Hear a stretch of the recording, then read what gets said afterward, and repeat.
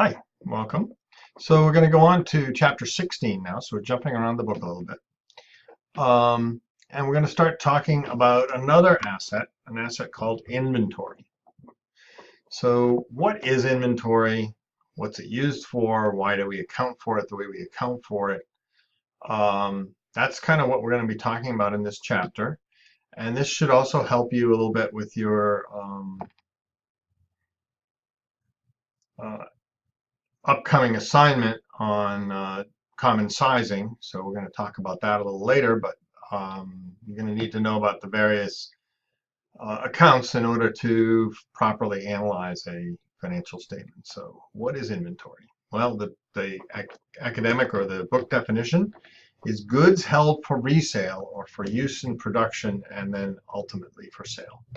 So goods held for resale means these are things I buy with the intention of reselling. So when I purchase them, they are not an expense, they're an asset. So I credit cash and debit inventory when I purchase inventory for resale.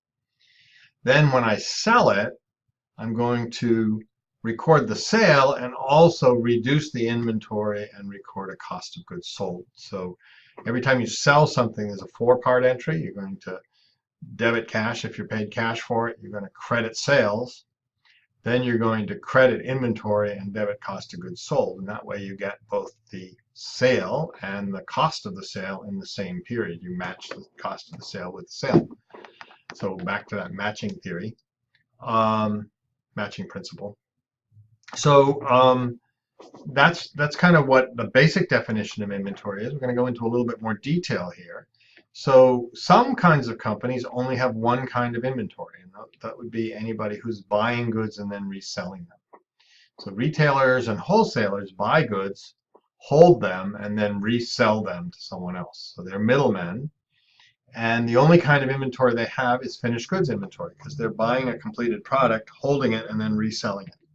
So that's kind of the definition of a middleman, and that's what retailers and wholesalers do. So they just need one kind of inventory, one inventory account. Manufacturers are different because they transform goods.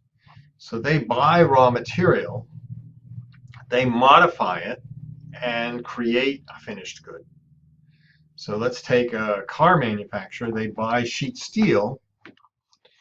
They then bend that steel and do other things to it, like paint it, to create a fender for an automobile, and then they incorporate that fender into the complete automobile. So they have inventory of raw material, raw steel, before they've done anything to it.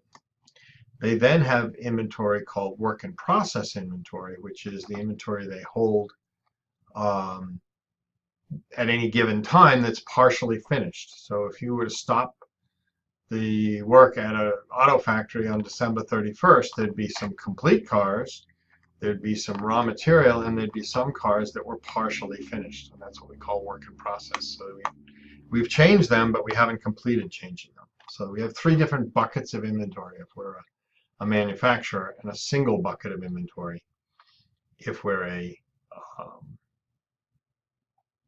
wholesaler or a retailer. So the equation for keeping track of inventory is as follows. We start with beginning inventory. So the inventory we have at the beginning of the year, which would be the same as that we had at the end of the prior year, plus everything we've purchased, and those equal goods available for sale. So goods available for sale, all the inventory we have that we could possibly sell.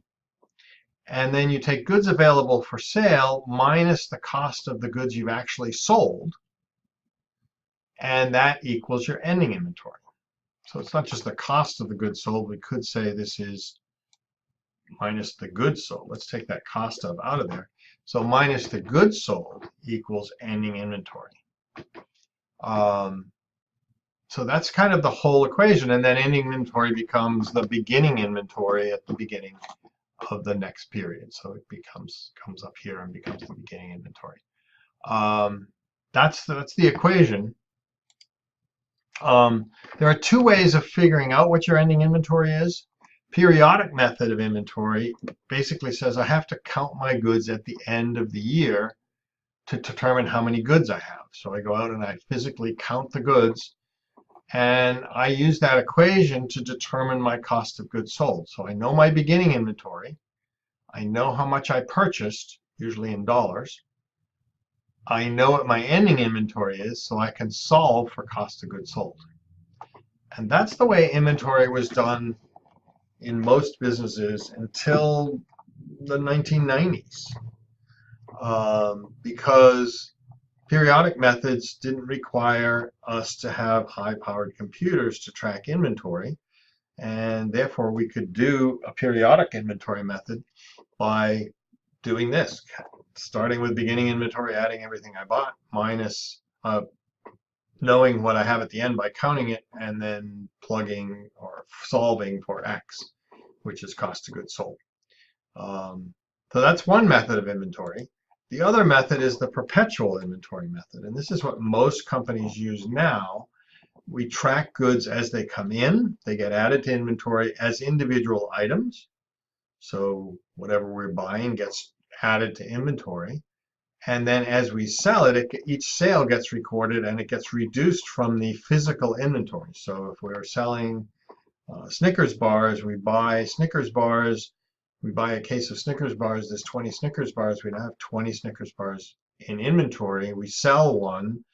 The perpetual inventory accounting system takes one out of inventory and records cost of goods sold. So that's a perpetual system. Most companies now have perpetual systems, and I don't know if any of you ever worked in companies with perpetual systems, but you probably know that perpetual systems aren't always 100% accurate. So we think we have 19 Snickers bars, but we go out there and there's only 12. Well, what happened to the other 5? Well, any number of things might have happened to the other 5. Maybe there were only 15 in the case and we recorded it as 20. So maybe we made a human error and recorded 20 when they came in and we should have recorded 15. That's possible. Humans make errors and human errors happen. Maybe we miscounted them when we physically counted and there's really more than 12. Maybe some of the Snickers bars fell down behind the candy rack and we don't see them, so we don't count them. Or maybe we just made a human error when we counted them and didn't count them correctly. I have lots of trouble counting when I have more than, I only have 10 fingers, so once I get beyond 10, it's really hard for me. Those are possibilities. Another possibility is that some customer stole some of the candy bars or shoplifted the candy bars. So that's a shrink or a theft possibility, or that one of the staff was hungry one day and ate one of the candy bars and didn't tell anybody about it and didn't pay for it. So there's lots of reasons that my perpetual inventory might be off. Maybe I transferred some of those candy bars to some other store and forgot to do the transfer paperwork. Any number of things are possible. So perpetual inventories have to be verified or updated. So we still need to do a physical count, usually not at the end of the year, but what they call periodic or cycle counts. So we do cycle counts of inventory. This week we might count candy bars, and next week we might count popsicles, and the week after that we might count tomato sauce if we're in a grocery store. So we might do cycle counts, thereby updating each category individually. So that's kind of how perpetuals work. So if any of you have ever worked in a company, you've probably done physical inventories, and you've done them either because you have a perpetual system and you're verifying it.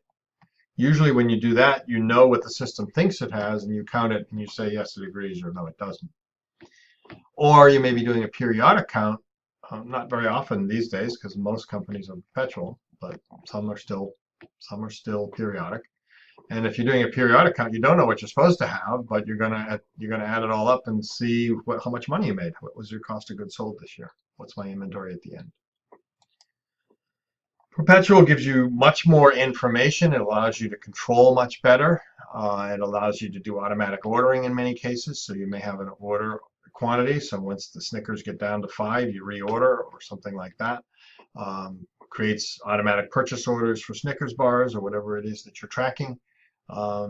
It helps you know how much is being stolen. With a periodic system, you don't know. You just know what you got, what you started with, what you bought, what you got, and you don't really know what you sold. So you don't know if you sold it or it was stolen. You may be able to tell because your margins are down lower than you think they should be, but you don't really know. So there's lots of benefits to perpetual systems.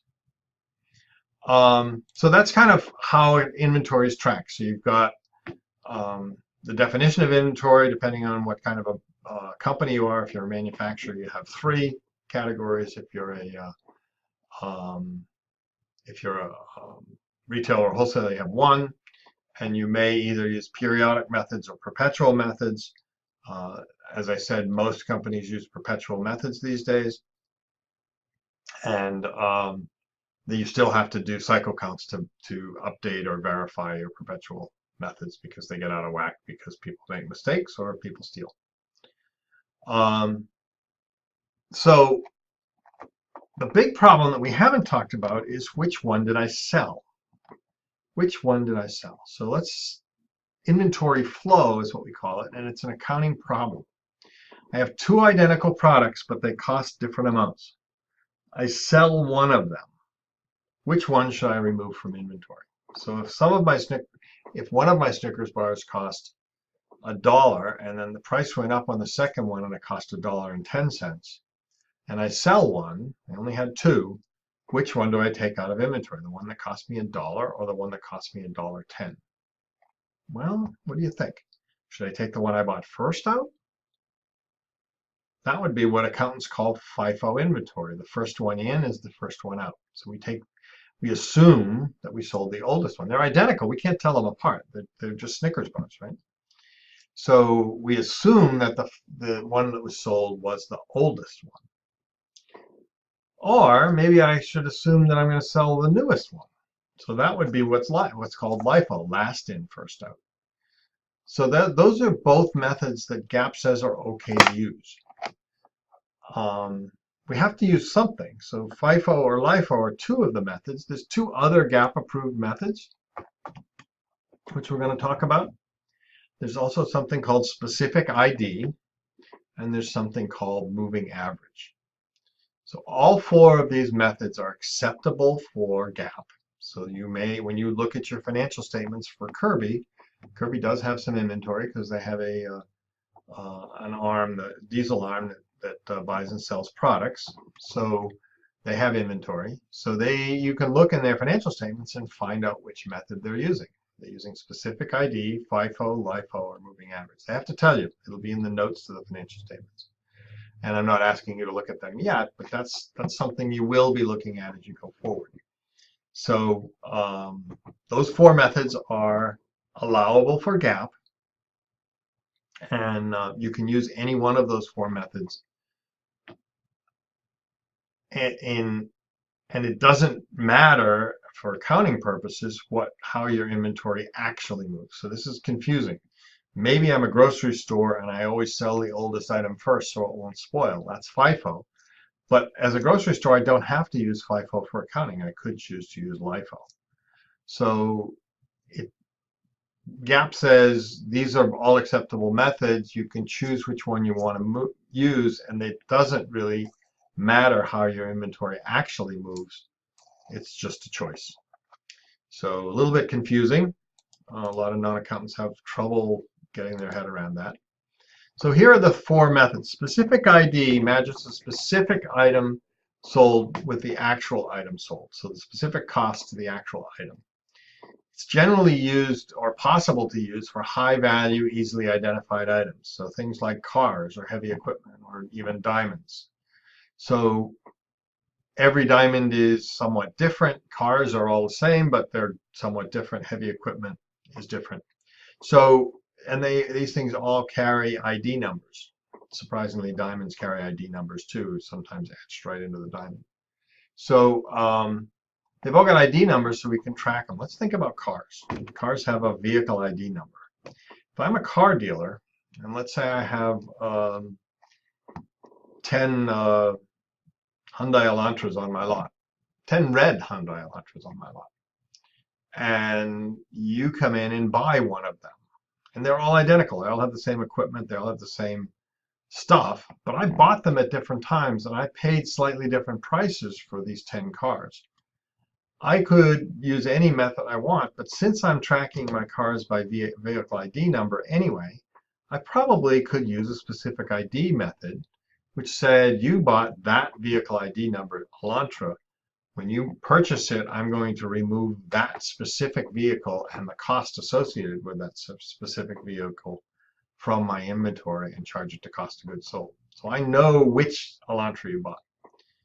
The grocer doesn't know which Snickers bar you bought because it's not worth tracking each individual Snickers bar. We track Snickers bars as a group.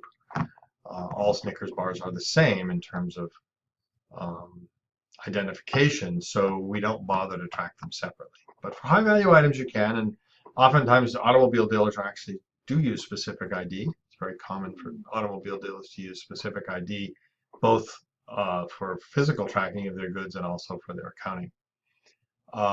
Heavy equipment dealers, the same thing. Second one, first in, first out. Goods we receive earliest are assumed to be the first ones we sell, and a physical example of that is grocery stores, where they put the oldest milk on the front of the rack so it will sell first, and they put the oldest lettuce in the easiest place to get, so that will sell first. So you don't want to own old lettuce as a supermarket. You want to sell the old lettuce first so it doesn't go beyond its expiration date. So that's the reason to do that physically, and we can also use that for GAAP purposes where we can record our inventory that way. LIFO, we assume that the last one we receive is assumed to be the one that's sold first, and I use coal at a utility plant as an example of this. So if you have a utility and you're coal fired, the first shipment of coal that came in on a ship got put on the bottom of the pile, and it's probably still there 30 years later. Because you put more coal on top of it, and unless you've run out of coal, you've never used that old coal, if you will. It's still sitting there. That would be true in a laydown yard for steel, too. Steel sheets or big steel, big pieces of steel. The old stuff is on the bottom, and you put the new stuff on top, and you may never get down to the old stuff. So that's a last in, first out flow, but last in, first out is also allowed for GAAP accounting purposes. And then finally, moving average takes an average cost and adjusts it every time you buy something new. So the average moves as quantities change and prices change. So moving average gives you sort of a middle range of products. So specific ID tracks the actual items as they are purchased and sold. FIFO, LIFO track either the first in or the last in. And then moving average takes an average and assumes that all the goods are average costed, and we deduct, as we sell, we deduct the average cost. So that's kind of the four kinds, and what is really important to understand here is they give four very different answers. If you have two companies doing exactly the same thing, and one uses LIFO and one uses FIFO, they're going to report different income, and they're going to report different asset levels, even though they're exactly the same because of the method of inventory accounting, the cost flow they're using. So you need to understand that. So when you're reading financial statements, you have to go and find out what the inventory method is, because it changes the results. So here's an example. We assume a company has no inventory to begin with. On January 3rd, they purchase a unit, a product, at $10. On February 1st, they purchase another one of those exact same items for $20. And on December 1st, they sell one of the two units for $30. If they're using FIFO, they have $30 of revenue. They have a cost of goods sold of $10 because they sold the January 3rd item. And they have a gross profit of $20. And an ending inventory of $20. So they have an asset of $20 and a gross profit of $20. That's FIFO. If they're LIFO, they have revenue of $30, exactly the same revenue, but their cost of goods sold is $20 because they assume that they sold the February 1st item, not the January 3rd item. And they end up with a gross profit of $10. And their ending inventory is their January 3rd inventory of $20. So they end up with two different answers. This should really say, I don't know why it says January 10th, because I wrote it wrong, I guess. That should say 1-3. So two different answers, same exact transactions, depending on which method you're using.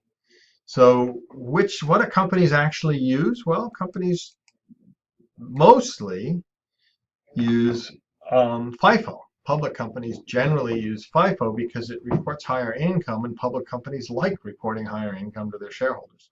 Higher assets and higher incomes, they believe, will lead to a higher stock price.